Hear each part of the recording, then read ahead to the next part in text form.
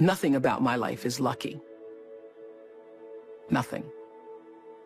A lot of grace, a lot of blessings, a lot of divine order, but I don't believe in luck. I remember when I started the school and I said to my beloved friend, Maya Angelou, I said, Maya, I'm just so proud that I was able to create the school. And I said, this is going to be my greatest legacy. And Maya said to me, you have no idea what your legacy will be, she said to me, because your legacy is every life you've touched. And that shifted the way I saw legacy or what you leave behind or what you do. Because Maya was explaining to me that, you know, over all the years of watching your show, everybody who decided that they were going to go back to school or lose weight or no longer hit their children or get out of a bad marriage, all of those people who have seen and experienced your voice. And the same thing with everybody here. Your legacy is every life that you've touched. We like to think that these great philanthropic moments are the ones that leave the impact or will make the huge difference in the world. But it's really what you do every day. It's how you use your life to be a light to somebody else's, you know, and it's how you use your work as an expression of your own art, whatever that is. I'm asking the bigger question of who am I?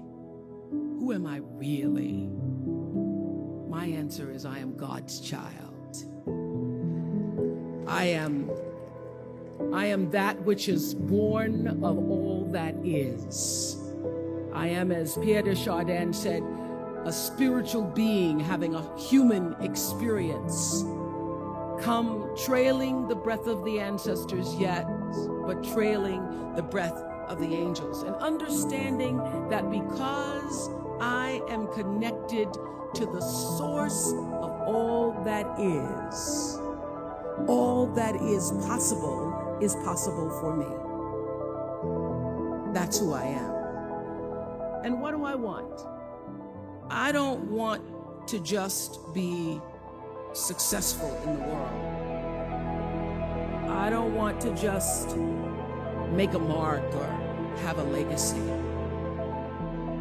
The answer to that question for me is I want to fulfill the highest, truest expression of myself as a human being. I want to fulfill the promise that the Creator dreamed when He dreamed the cells that made up me. What do I want? You must have some kind of vision for your life.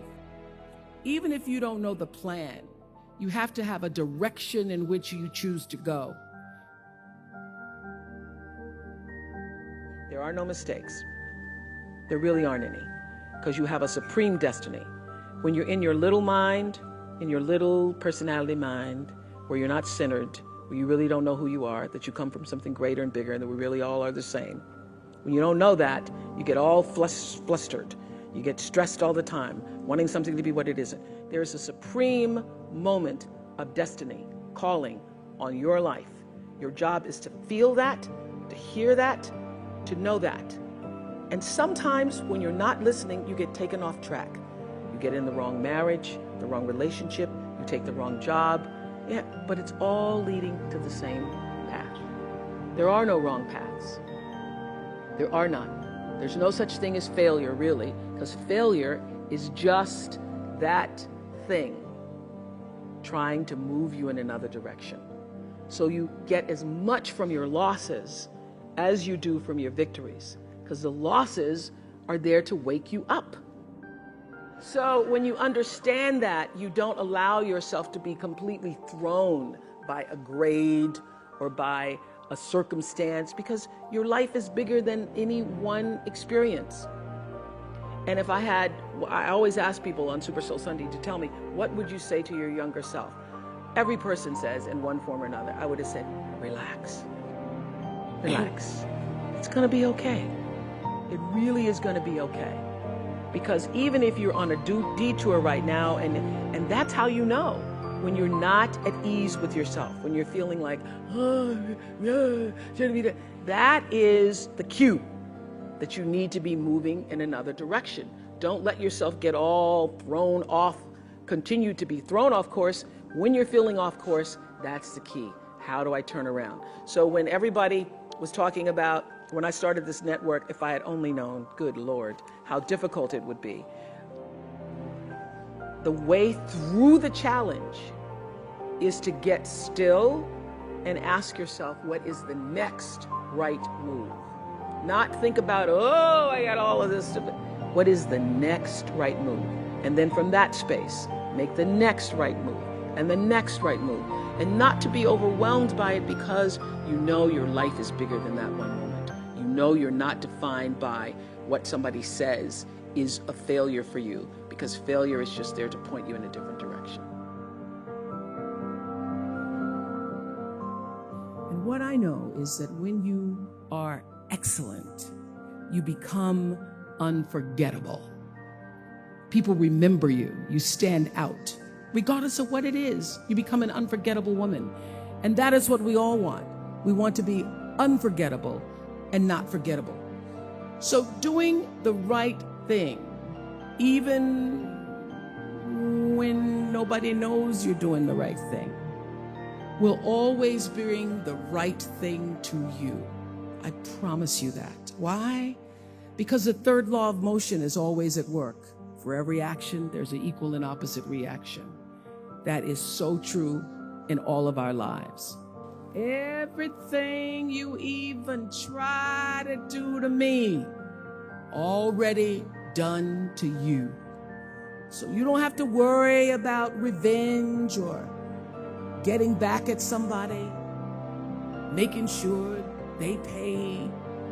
You just have to do the right thing, and the right thing will follow you even when people don't support it.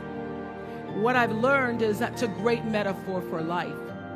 You want to be in the driver's seat of your own life, because if you're not, life will drive you. Nurture yourself.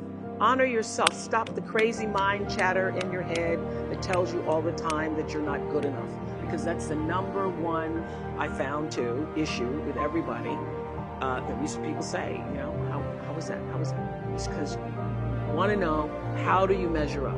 Well, to know that you're just being here. You're just being here. However that sperm, bam, hit that egg.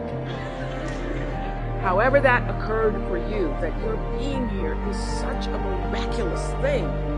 And that your real job is to honor that. And the sooner you figure that out, oh wow, I'm one of the lucky ones. I got to be here. So how do you continue to prepare yourself to live out the highest, fullest, truest expression of yourself?